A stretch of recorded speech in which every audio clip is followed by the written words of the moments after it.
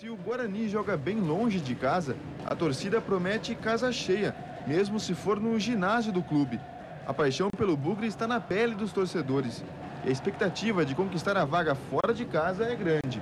Hoje é o dia de subir? Hoje é o dia de subir, 1 a 0, gol de Fernando Gaúcho. 1 a 0 também. 1 a 0. Se for meio, tá bom. Tá ótimo. Tem que subir, né? Obrigação para dar orgulho para essa torcida maravilhosa que está presente aí hoje. 0 a 0 aos 46 do segundo tempo. O que importa são os 3 pontos. O primeiro tempo começa e com ele a confiança da torcida. Quando o Bugre chegava, a galera se animava. E o grito preso na garganta quase sai quando Fernando Gaúcho chuta rente à trave. Ou quando o Guarani quase abre o placar no fim do primeiro tempo. Assistindo pelo telão, uma bola fora é até confundida com gol.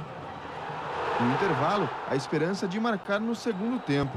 Eu acho que o Guarani tá melhor, se continuar assim vai ganhar e vai subir hoje já. Se voltar com essa garra e com essa pegada pro segundo tempo, com certeza o Guarani sai de lá com a vitória. Gostei, o Guarani jogou bem, tá pra marcar sair pro gol, o gol tá pra sair em qualquer momento. Porque o Guarani já fez a gente sofrer, né? Então eu acho que tem que ser realmente agora. Tem que tirar daqui a vitória do Guarani. E na volta, o mesmo sofrimento com o gol que não saía e a revolta na expulsão de Xandão.